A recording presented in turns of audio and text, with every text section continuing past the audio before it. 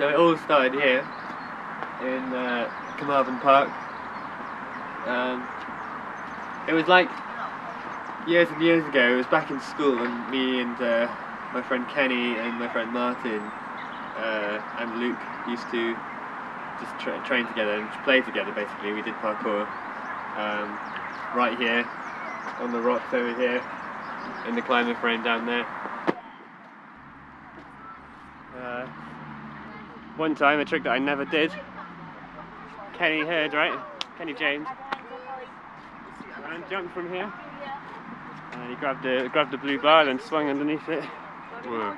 And I always found that pretty cool. I never achieved that trick. Climbing that massive oak tree. That's one of my favourite trees in the world. So many good times, you know. Breaking in here at night time or playing around in the climber frame and falling over on that rock and hurting myself, you know what I'm saying? Well, my name's Ellis Grover. I'm a high wire walker, acrobat, musician, and a bit of a jack of all trades, but a master of none.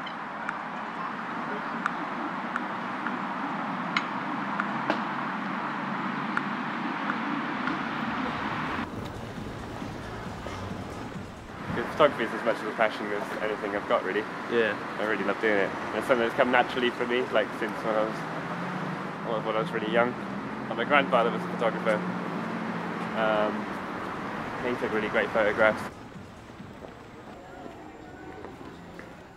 It varies really what I take pictures of. Like obviously I'm around the circus, so I love taking pictures of people training in circus, and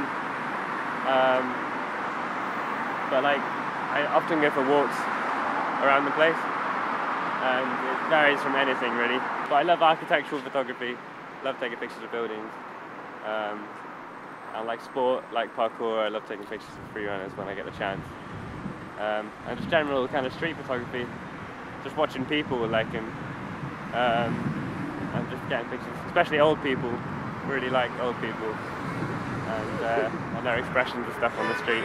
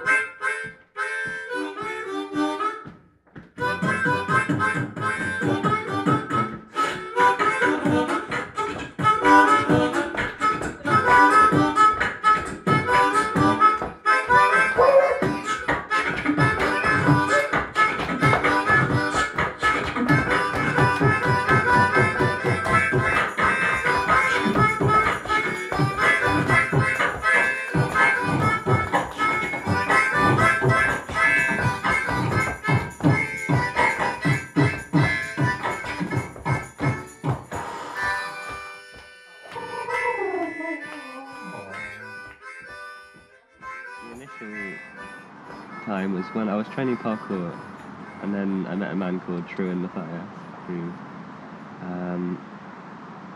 who lived in Carmarthen at the time, and he did fire staff, and that was kind of a circus kind of thing, and we just did parkour together really. We became friends, and he introduced me to what circus was. He worked for a youth circus called Organised Chaos. Now after some time together playing, and we did kind of meet-ups where we did fire spinning, and I did Diablo and stuff, he took me to Organised Chaos, and I met them at a class.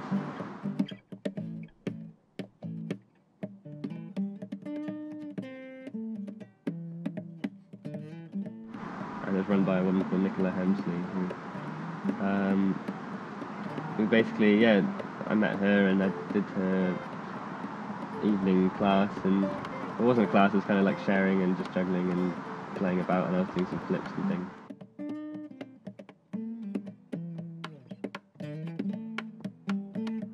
And then around that time when I met her, I kind of got into contact with Naked State Circus. And while I was kind of with Organised Chaos, I was kind of with Naked State Youth Circus for a bit as well. But this only lasted like, I can remember the memories, but I can't have the time scale in my head, but it didn't last very long. Like a summer.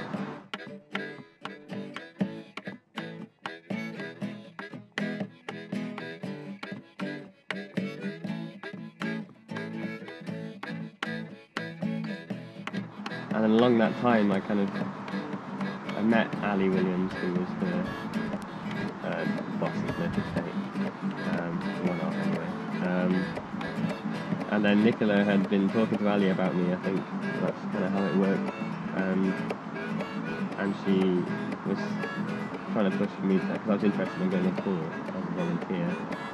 I just didn't really know what to expect, really, so it was kind of, she was pushing for me, and then I basically got a call saying, do you want to come on tour as a volunteer?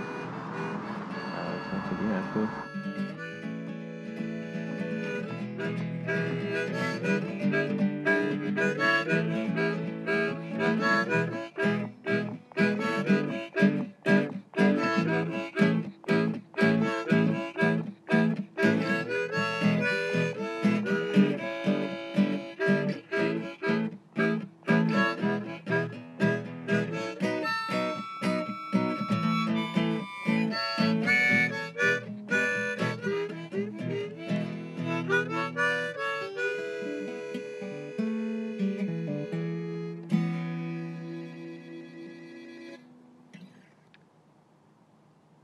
Out of tune blues. Yeah.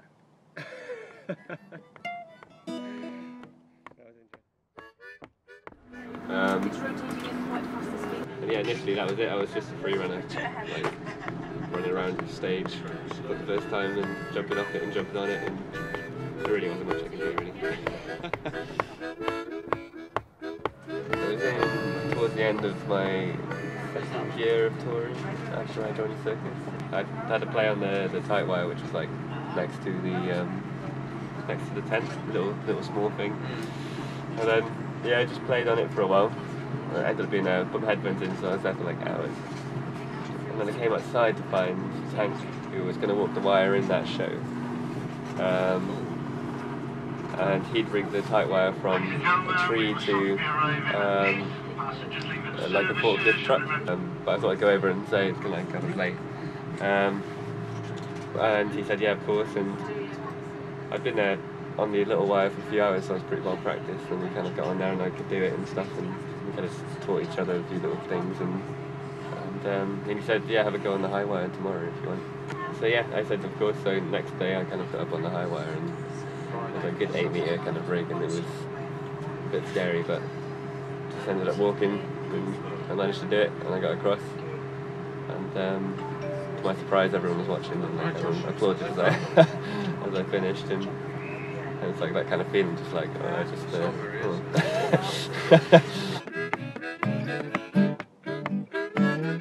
I went up and sat by Tank up on the hill, and he told me it was mine in the show if I wanted it. It was about 3 days later. I think I practiced on it a few times more.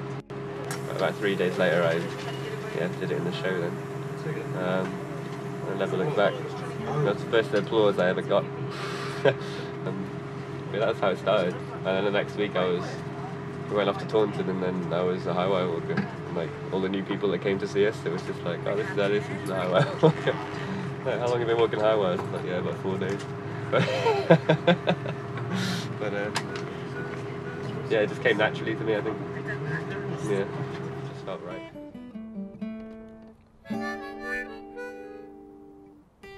Aston Park, Bristol.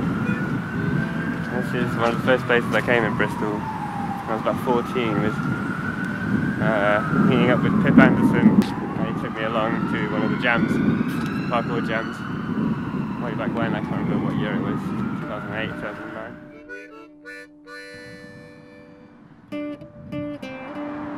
Yeah, it's been a long time since being here. Yeah, it's cool, man. It's really buzzing, like all these free runners, and like I was quite young then, so I had all these. This is really inspiring, like And all these guys, like, they're all really good, top quality guys, like, and really good free runners. Like, I remember on my, I think it's my 15th birthday, we came to Bristol again. And we had like a parkour jam, we put up on the blogs and didn't know who was going to come. But then we had good friends, we had Kai Willis and who else came? Kai, Jack, and his girlfriend at the time. And these guys now, these like Kai for sure, like he's incredible nowadays, like incredible free runner. And I haven't spoken to him for a good while, but I'd like to come and see him again. Yeah, reminisce of the times way back when.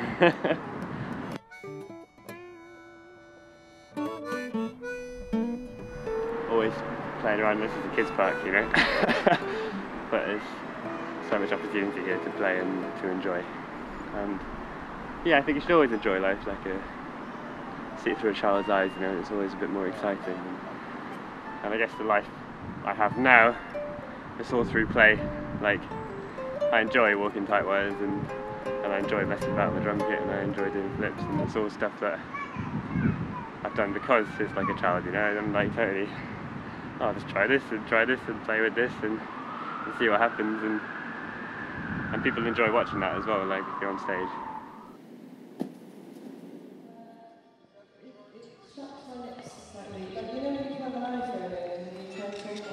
Okay. I have changed your microphone over actually. Is that, yeah, I'm just afraid to go near it. No, we'll just try it. There's no reason. I watched a load of interviews recently, like with all of the free runners, the Tim Sheaf Flow Show interviews, Anna Anwar and Kai Willis and Pip Anderson and Sean Wood. And these are all guys that I've had personal experiences with, and I call them my friends from the past, you know. And it's funny how my world's gone from being so passionate about parkour and being in that world of free running into the world of circus, and how the connection's kind of been lost now. And I look at these guys and they've all become really successful, and they've got Storm free running going on, and they've got Farang going on, and it's all wicked. And I still follow these guys, you know, I still follow them all the time on YouTube, and I'm watching all the videos, and I'm totally up to date with what they're doing. But I don't feel like they're up to date with what I'm doing, except for like on Facebook and what have you, so it'd be cool to kind of grasp that connection again, you know.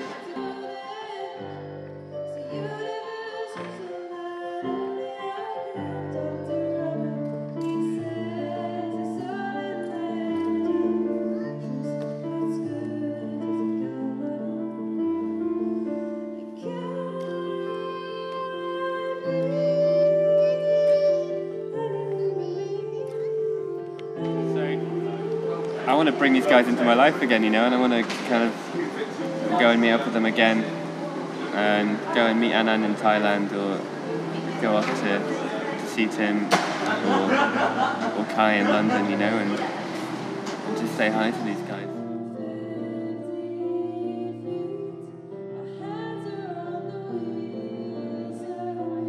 Like, I love the idea of just sticking a high wire up wherever in a park somewhere and just training what I do. Just like a free runner would just stick his bag down and use the railings.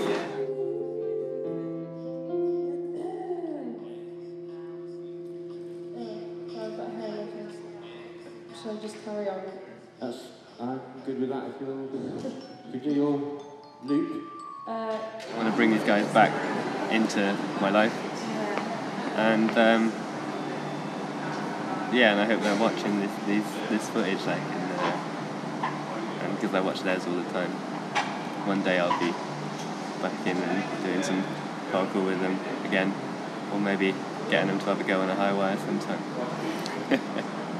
So here we're at the Creative Common, which is like one of the venues for our tour this year. We've toured around Britain this year with the show, with Flown.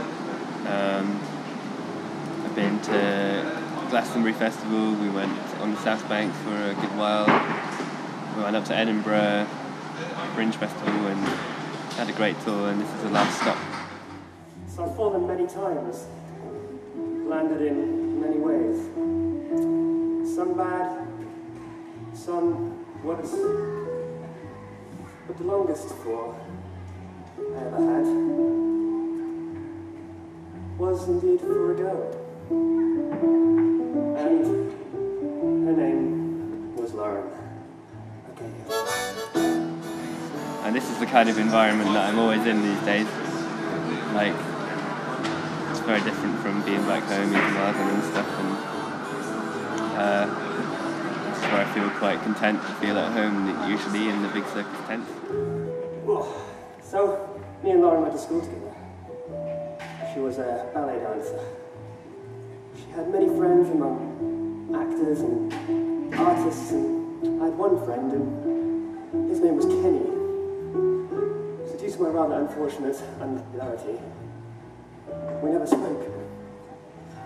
I knew her eyes well enough to paint, and I knew her smile better than my own, but I'd ask myself, who is she?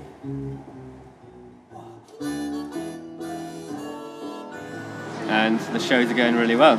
We just, I just found out that we've sold out this whole run.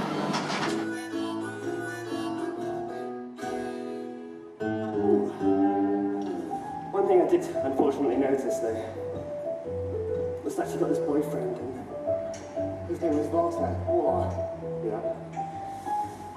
He was tall, dark, handsome, Brazilian, big muscles, and I mean, I'm a skinny ginger white bloke, and this guy was my worst nightmare. But that was okay as well. I mean, well, it just had to be.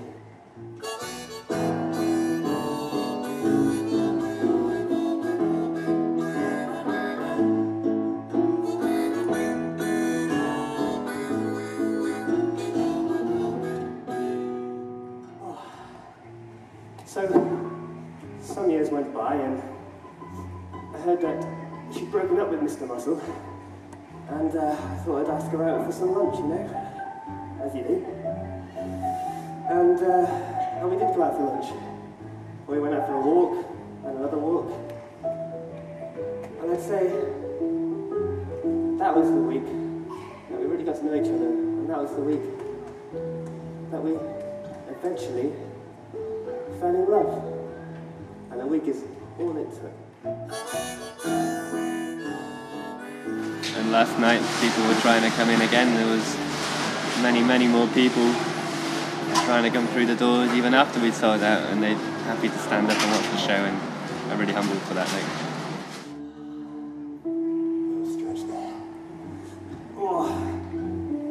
So, not every story has a happy ending. Unfortunately, some time ago, me and Lauren broke up, and our 10-year relationship ended. I'll be back in a sec. This trick's a bit harder than the others. Whoa. There we go. That's my favourite.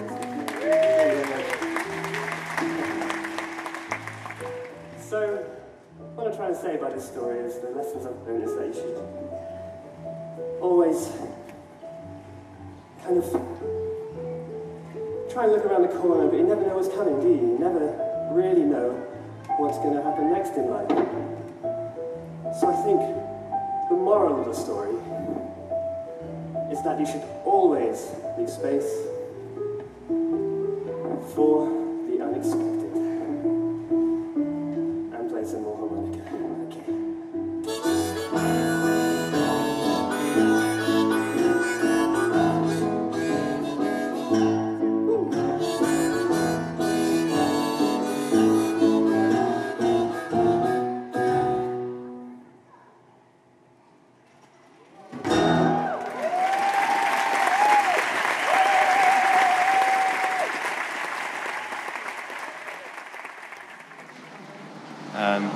So many stories to tell, and so many more to learn, so many great experiences to come from places like this mad circus tent right here, and these wonderful performers in the background.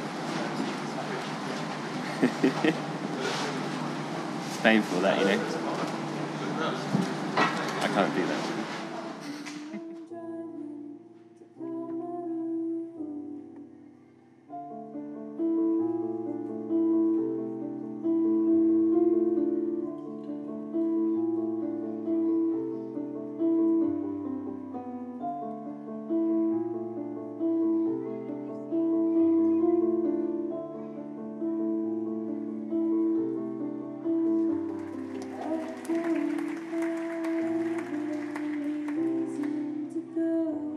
So I'm